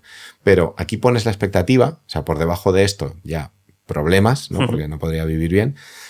Y por encima de eso, pues hombre, es bastante inviable o has calculado mal, ¿no? Normalmente vas a estar en medio. Y para mí, entre ambos parámetros suele haber un 2X. O sea que claro. Me doy margen. El punto es que si luego te haces tu ejercicio del año siguiente con la ambición esa de, pues voy a crecer aún más y tal, te tienes que preguntar por qué. Claro. Porque lo de arriba, que son los euros, desbalancea lo de abajo seguramente. Y para mí el objetivo no es, pues eso, ni los 20 millones de nud o lo que sea, ni el millón de seguidores de quien sea. El objetivo es el balance sostenible. Claro. Que lo que mola de eso es que lo puedes disfrutar desde ya. Exacto. Y es lo que estoy haciendo. Claro, yo ahí me centro mucho en largo plazo. Y hice un vídeo muy cortito el otro día para Reels que funcionó bastante bien. Que era que cuando yo empecé el podcast dije, tengo que llegar a 100 capítulos. Y el argumento era, los podcasts que yo escucho tienen 500 programas. ¿Cómo no voy a llegar yo a 100? Cuando la gente normalmente lo deja en el 20. O en Minimalism. Oye, para que una marca tenga peso son 12 años. Nosotros llevamos 5 y medio, 6. Dale tiempo. O sea, las cosas hay que darle tiempo. Y me empezó con el contenido. Yo he hecho 1000 vídeos en YouTube, pero si me preguntan, digo, bueno, ahora estoy haciendo otro tipo de contenido y estoy muy contento con ese contenido. Entonces son todo prueba y error, claro, sabiendo que juegas muy a largo plazo, pero tienes que disfrutar de lo que tienes hoy, ¿no? Eso es. El poner la vista en el largo plazo ayuda a mogollón porque te ayuda a entender de verdad lo que tú quieres. Lo que pasa es que luego en el mundo que vivimos es muy agobiante porque del largo plazo y de la creatividad y de todo esto, pues no comes. Claro. Y entonces es el problema, ¿no? Que te agobias con el corto y tiendes a desconectarlo. Tienes a decir, a corto hago esto para construir este largo. Pero si no están conectados, no estás construyendo ese largo. Total. ¿No? Es complicado. Esa es la trampa. ¿Has llegado a pasar el salario de Telefónica o de la multinacional? Sí, a ver, yo con Telefónica salí en 2010. No hace falta que digas datos. Eso, no, además... Para que me digas tiempo que has tardado en conseguirlo. Porque pues, ese dato creo que puede venir muy bien a la gente. Sí, o sea, te digo que lo tengo hasta pintado, o sea, que si quieres compartimos con la audiencia el gráfico. O sea, con mi salario de Telefónica, el año siguiente... Bueno, pues más o menos lo igualé, pero el año siguiente fue el de la agencia que al final se quedó en un curro por cuenta ajena, porque sí que es verdad que yo iba a entrar como socio y tal, pero luego no pasó y bueno, pues más o menos continué con mi sueldo. Mi sueldo en Telefónica me lo pagaban así, ¿sabes? Claro. Y en la agencia tensionaba muchísimo las cuentas y parte de mi responsabilidad era que las cuentas no estuvieran tensionadas. Te puedes imaginar. Empezaste a sufrir ser autónomo antes de ser autónomo. Claro, ahí aprendí mucho. Luego, el siguiente año, que fueron, bueno, no llegó al año de consultor, sí, en la proyección de a 12 meses hubiera igualado Telefónica, pero ya te digo que yo lo tenía muy a mano por activos, esos cafés que decíamos antes, y que al final yo llegué a tener 3 clientes como consultor externo, eran mis clientes en las consultoras intermedias y el cliente final era una corp. Entonces yo estuve trabajando para Inditex, para Mafre y para alguna más. Y con esos 3, pues sumaba el sueldo de Telefónica. Bueno. Y decía, bueno, pues bien, ya me he demostrado que puedo hacerlo. Bueno, un poco más, pero luego al final, como te pagas tú la seguridad social y tal, se compensa. Sí. Luego vino McAfee, que McAfee, entre la negociación que te decía, que es una empresa americana y tal, pues dio un buen subidón de sueldo. Y eso me parecía bastante inalcanzable. Cuando yo tomé la decisión ya de esto es insostenible, voy a salir y tal, yo decía, bueno, sé que puedo trabajar con multinacionales y si son americanas mejor y estar en ese nivel de sueldo. Sé que a nivel emocional a mí me tensa mucho más, pero bueno, es una vía, es un plan C. Es un momento. Sí, sí.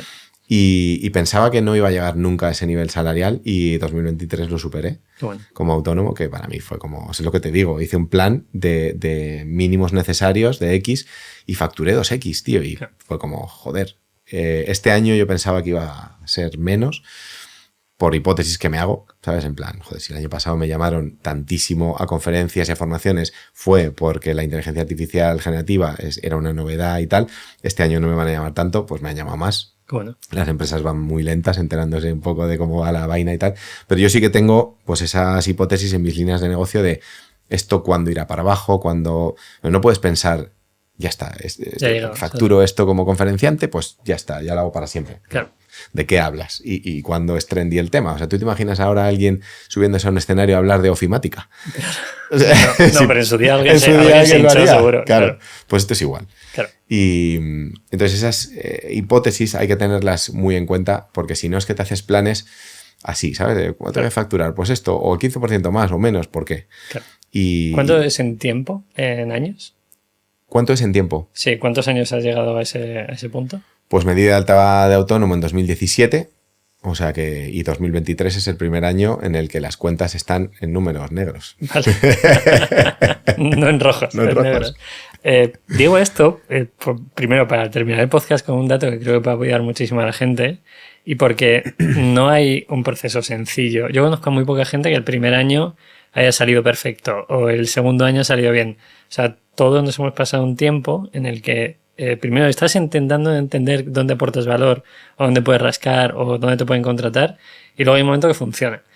La duda es cuándo llega ese momento. Claro. Porque tú has dicho, podría haber sido 2031. Sí, depende de factores externos, pero luego también pues depende de muchos factores internos y de qué hagas en concreto, ¿sabes? Y de tu modelo en sí. O sea, yo tenía claro que mi emprendimiento era pues un poco, o sea, me invento un palabra ahora que es indepreneurs, que me mola mucho, o sea, porque es como el solopreneur, pero solo es triste, ¿no? Es como, y yo no tengo a nadie contratado, pero colabora con mucha gente que a su vez es independiente a la vez y me mola el concepto de independencia, ¿no? Independencia de empleadores, también tengo independencia de inversores, no buscaba inversión externa, independencia de producto en cierta medida, o sea, Claro. es un modelo que de partida no escala, pero tampoco lo busco.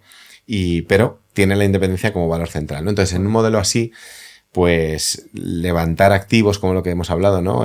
Libros, LinkedIn, comunidad, que ahora hablamos de la parte B2C, ¿no?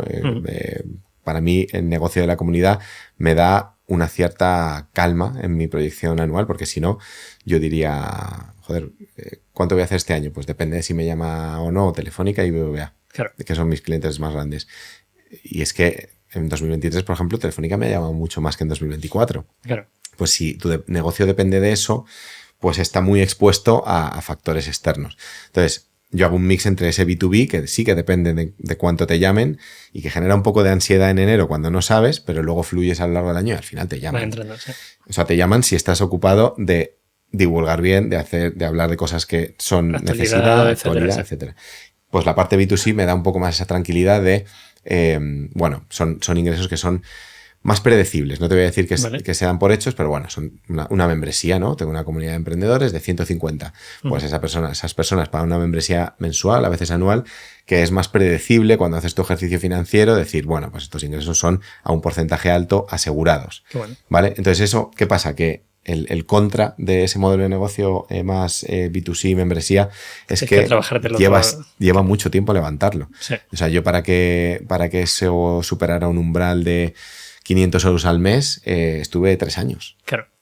3 años currando para algo que te da peanuts Sí. y que, bueno, que ayuda. Oye, 500 euros al mes ayuda, pero que no dices, joder, es que no sé si realmente va a ser algo consolidado, que pese lo que necesito que pesa en mis cuentas y tal. Entonces, pues es lo que te decía, ¿no? La filosofía de ves los modelos de negocio, proyectas un poco el tiempo o validas cuánto tiempo te va a llevar y empiezas a levantar los activos que luego te van a hacer que eso vaya más o menos bien. Me entiendo. ¿Y qué tipo de contenido creáis en la comunidad? La comunidad se llama Movimiento Actitud Emprendedora, entonces apelo mucho a mentes inquietas que trabajen donde trabajen, pues tienen esa actitud emprendedora como motor de cambio en el trabajo, la sociedad y la vida en general. ¿Vale? Entonces, yo creo mucho en eso, que con actitud emprendedora vas a cualquier lado, donde sea que trabajes. Y no solo en el mundo del trabajo, sino también en la sociedad y en la vida en general. O sea, la actitud emprendedora te vale para no agobiarte cuando se te rompe un casquillo. Total. O un vaso. Bueno, pasa más. Que a mí se me ha inundado la casa de la playa según la compré, se rompió un latiguillo de tal y dije, hostia. Claro, te puedes tomar de dos formas. Esto es una mierda, pero eso viene de la resiliencia que hablábamos antes de ella como mucha mierda, ¿sabes? Pues esto puedo sobrevivirlo. Claro, pues eso, actitud emprendedora. Entonces, ¿qué tipo de contenido? Pues alrededor de la actitud emprendedora hay mucho, pero bueno, yo soy un perfil muy híbrido entre tecnología, negocio y humanismo. Entonces intento orbitar en esas 3 áreas temáticas. A veces hago cosas más de tecnología. Llevamos un año con un Learning Expedition de inteligencia artificial desde cero, porque hay gente que son tecnólogos y hay gente que no. Entonces la gente me decía, oye, no entiendo nada de esto de la inteligencia artificial. Y dije, pues vamos a hacer un Learning Expedition desde cero. Claro. Y pues eso, a veces más de tecnología, a veces más de negocio. Hablo cosas de, pues no sé, hablo de LinkedIn, por ejemplo, como canal. Doy herramientas, sobre todo para emprendedores, pero bueno, también son herramientas útiles para negociar si eres intraemprendedor. Pues de cosas que hemos hablado al final, ¿no? De tener claros tus activos abajo, tu propuesta de valor, canales y tipos de cliente, tener la causa o el propósito como algo que genera sinergias, ¿no? Para mí las sinergias en mi modelo es algo súper importante. Imagínate 5 líneas de negocio estando tú solo y que casi todo depende de tu tiempo. Claro. Pues si no hay sinergias, yo no estaría tan contento y tan tranquilo, ¿sabes? Claro. Estaría jodido. Pero te vas generando sinergias y que bajen activos, ¿no? La tontería que te decía antes de las decenas de miles de slides es una sinergia brutal para mí. O sea, que a mí me llamen de una conferencia, una formación y tener al menos el modelo de pensamiento y las slides bajadas ya para luego hacer fine-tuning es importante. Entonces, ese tipo de contenido. Y luego, de la parte de humanismo hablo mucho. O sea, habilidades humanas, creatividad, resiliencia, comunicación, negociación. Hablo mucho porque, bueno, pues son muy importantes. Es de lo primero que empecé a divulgar con el tema de la inteligencia artificial. En 2017, casi todos mis artículos en LinkedIn de los que te hablaba eran de la importancia de las habilidades humanas en tiempos de inteligencia artificial. Y en ese momento no había explotado todavía, pero yo decía, joder, no sé, pues entre las tendencias que veo, las que he estudiado y las que nos han contado las pelis de Hollywood, pues veo un futuro muy tecnológico en el que muchas cosas van a estar automatizadas, en el que, esto era difícil verlo, ¿no? Pero en el que incluso la tecnología podía empezar a ser creativa. Y bueno, ¿y cuál es el futuro del trabajo humano? Bueno, pues seguramente tenga que ver con las habilidades humanas, porque es lo que nos mola, entender a la otra persona, ¿no? Exacto. ¿Tú crees que va a llegar la inteligencia artificial a tener esa parte, ya no solo creativa, que se está desarrollando, porque ahora mismo donde son muy buenos es análisis de dato previo, sino a llegar a empatizar como un humano? ¿O cuál crees que va a ser la barrera en la que aquí llega la IA y aquí llega el humano? Mira, te doy un poco el modelo de pensamiento externo y luego te digo lo que yo pienso, ¿vale? Hay una pirámide que es un poco el roadmap de OpenAI, que es la empresa que está dirigiendo un poco la innovación, el dueño de ChatGPT, Dalí y tal, que tiene como 5 etapas. La conversacional, que es la que conocemos todos y ya ha explotado, ChatGPT. La de razonamiento, que está explotando ahora con O1. Pues eso, modelos capaces de razonar más. La siguiente son agentes autónomos, que es que, bueno, pues tú básicamente le des responsabilidad a un agente para hacer una tarea durante un periodo largo y que confíes, que, pues como si se lo delegas a un empleado al final. Claro. Agentes autónomos. Luego, la cuarta es creatividad, que yo cuando la vi ahí dije, Miedo, claro. La definen de una manera que me deja tranquilo, que es no solo abordar y resolver problemas complejos, sino también plantearlos, que digo, bueno, pues interesante. Pero hay un asterisco que ahora te digo. Y la quinta es empresas autónomas, organizaciones enteras autónomas funcionando con inteligencia artificial. No sé, pues proveyendo algún tipo de bien, beneficio a la sociedad, esperemos. Ese es el que llaman el roadmap hacia la inteligencia artificial general, OpenAI. Y yo pienso que una empresa como esta y en una ola tecnológica tan brutal como esta, si se ha planteado ese roadmap, tarde o temprano va a llegar de una manera u otra. Cómo ya veremos, pero bueno, yo espero que el cómo sea responsable. Y el asterisco te iba a poner en el cuarto nivel, el de creatividad, es un poco el por dónde creo que yo va a ir la historia. Para mí creatividad es más que lo que ellos definen. Para mí creatividad es esa chispita que te hace pensar que lo que otra persona está haciendo es la hostia. Te está emocionando, te pone los pelos como escarpias, te hace descojonarte, te levanta una emoción que es diferente. Claro. Y que cuando tú, yo qué sé, pues te lees un libro que te ha encantado y en los créditos pone escrito por inteligencia artificial, dices, una mierda. No, yo quería contactarle en LinkedIn. Saber quién era el señor. Claro. Y eso pasa, o sea, si lo ves, es el patrón de las artes. Claro. ¿Sabes? Cuando tú ves un cuadro, algo que te emociona, dices, te interesas por la historia del autor, ¿no? Claro. O sea, mientras a los humanos nos preocupe la empatía por lo que quieren otros humanos al crear, pero por la historia del creador al consumir, yo creo que estamos bien. Yo creo, y un dato que voy a dar, es que mucha gente que escucha este podcast termina comprando Minimalism. Y una publi hecha con IA, que la podemos hacer sin ningún tipo de problema, es algo mucho más frío. Pero si alguien nos escucha, habrá un porcentaje que diga, Pepe no me cae bien, que es probable, pero habrá otro porcentaje que diga, bueno, me he entretenido, su empresa, ¿cómo no voy a comprar unos calzoncillos? ¿No? Entonces esa parte empática creo que es clave y todavía no sé si la IA llegará a eso. Nah, o sea, puede llegar a nivel tecnológico, el tema es, y lo hemos visto también en pelis como Her y demás, sí. Pero o sea, hay un cierto nivel de empatía, ¿sabes? Cuando contextualizas y en ese punto de razonamiento, no quiero saber en la parte de creatividad, llegará y dirás, joder, está empatizando esto conmigo, ¿no?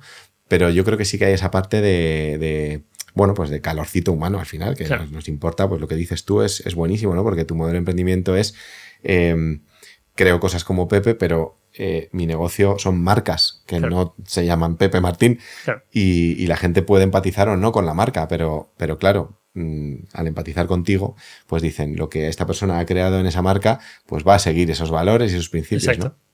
Y es lo que digo, mientras nos preocupen a las personas las historias de otras personas, va bien. Ahora, hay un riesgo y es que pues lo que hablamos antes de las redes sociales, ¿no? Cada vez nos vamos a contenido más corto. No tengo tiempo. Quiero métricas y las quiero ya. Claro. Eso es inteligencia artificial humana. Esa es la inteligencia artificial de la que llevo hablando añísimos y eso es un riesgo enorme porque si empezamos a no valorar lo que es profundamente humano, pues es que ahí la inteligencia artificial lo tiene facilísimo. Claro, porque sabe cuál es la dopamina que te salta, sabe que esos 2 segundos de vídeo lo tiene controlado. Claro. Pues podemos cerrar el podcast diciendo que no se lo pongamos fácil. Totalmente. De hecho, yo creo que alguien que haya llegado hasta este punto del podcast, que llevamos un rato, ha entendido que es hacerlo fácil y que no. Exacto. Sí, fíjate que hemos hablado de tocar un poco fondo, ¿no? Y conocerte dentro y tal. O sea, eso, hablando ahora de un factor muy externo como es esta tendencia tecnológica, incluso eso te prepara, porque dices, joder, si he entendido las mazmorras de lo que hay aquí dentro y tal, bueno, pues es que tampoco hay que juzgar y hay cosas buenas, hay cosas malas. Es que las emociones no son ni buenas ni malas, simplemente son humanas y el problema es que yo creo que llevamos décadas probablemente más escondiéndolo, ¿no? Porque en el mundo profesional las emociones no están en la conversación. Claro. Es más bien lo contrario, deje usted sus emociones en la puerta y a trabajar. Claro. Y eso es un problema y ahora hay que, bueno, pues ahora es la tendencia, ¿no? De humanicemos las organizaciones. Pues ahí tengo una teoría de quién es la responsabilidad. Y esto se lo preguntaba a muchos representantes de recursos humanos, ¿es de la empresa o del empleado que tiene que...? Y la respuesta es ambas, pero es muy complicado. Sí, o sea, es una muy buena pregunta, muy lícita y hay que abordarla. Yo me voy un paso antes incluso, que es que nadie se plantea entonces, ¿qué pasa? Ahora están deshumanizadas, ¿no? Claro. Y eso es herencia de la era industrial, que el trabajo era mecánico. Pues eso, mecánico y tal. Y bueno, pues es un reto bonito, pero también, o sea, que avancemos y que resolvamos los problemas, pero que para no ponerle una capa de barniz a los problemas y tirar para adelante hasta el siguiente, pues a veces hay que mirar en profundidad, ¿no? Y bajar a las mazmorras que decíamos, también a nivel organizacional y decir, bueno, pues si ahora queremos humanizar, ¿por qué estamos deshumanizados ahora? Claro. ¿Vale? Y no pasa nada, ¿sabes? Que no te van a despedir por eso, que has tomado decisiones y te has equivocado. Ok, pero no, para mí no vale el modus operandi de muchas veces las organizaciones, que es seguimos adelante y no hablamos de los errores. Claro. ¿Sabes? Cuando los errores posiblemente te den la base de aquello que tienes que solventar en el futuro. Claro. Pues Jesús, yo si quieres, me quedan 1000 cosas por preguntarte, pero yo te cito aquí con otro café. Vale. Cuando saques el 4.º libro. Vale, no, el 4 está ya. ¿Está ya? Sí. Tengo 4. Estoy. El 5 ya. El 5 me estoy resistiendo. Vale. He anunciado 2 veces que voy a escribir una cosa que luego no he escrito. Y ahora estoy pensando en el palabra que te decía antes, Indepreneurs, que podría ser mi 5.º libro. Puede estar guay. Sí. Yo de mi libro te dejo que cojas cosas todas las que quieras. Vale. Es uso común. Podemos hacer una cosa si quieres. ¿Quieres sortear un libro? Venga. ¿Te sabes el catálogo de Minimalism? Más o menos. Bueno, carteras, camisetas, calzoncillos. Mochilas también. Puedes elegir, o imagínate, camisetas, sudadera, calzoncillos, tanga, culot. Elige un producto que no sea mochila, que es el ticket alto. Y que la tengo ya. Regalamos un libro tuyo y un producto de Minimalism. Venga, vale. Pues no sé. Tú eras. Pues una cartera. Una cartera, venga. Yo soy súper fan y súper usuario de las carteras Minimalism. O sea, ahí empezó todo. Ahí empezó todo, sí. La que tengo ahora es nueva porque ya lleva 4 años con la otra y se me caían las tarjetas y 4 años. Hay que cambiarlo. Hay que cambiarlo. Perfecto, pues aquí deje el comentario. ¿Qué palabra quieres poner? ¿Cómo has dicho la palabra? Indepreneurs. Indepreneurs. El que lo escriba bien, premio. Vale, dejadle los comentarios en YouTube y en Spotify, que ahora también lo podemos leer en Spotify. Indepreneurs, entráis en el sorteo. El sorteo es, se nombra a la persona en el mail que tengáis en el canal de YouTube guardado. O sea que es difícil contactaros y algunas veces fallamos, pero lo intentamos. Guay. ¿Algo más? Nada más, que me ha molado mucho y que me invites otra vez. Sí, yo creo que esto no tengo hasta el capítulo 500, que es mi tope, solo me quedan 390 o así. Pues sí. Muchas gracias. A ti que has llegado hasta el final, acuérdate que hemos abierto una tienda en pleno Fuencarral. Estoy un poco acojonado, se puede decir esa palabra. No tenemos ni idea de qué tenemos que hacer, así que cualquier cosa que compréis está bien porque nos hará resolver dudas. Y gracias a Iberia Media por abrirnos las puertas de su casa siempre. Y nada más, Jesús, un placer. Nos vemos. La fiesta de inauguración. Es que no sé cuándo vas a ir. Ir a la tienda. Si es justo la fiesta, ok. Siempre va a ser una fiesta. Siempre va a haber una fiesta. Gracias y nos vemos en el siguiente episodio.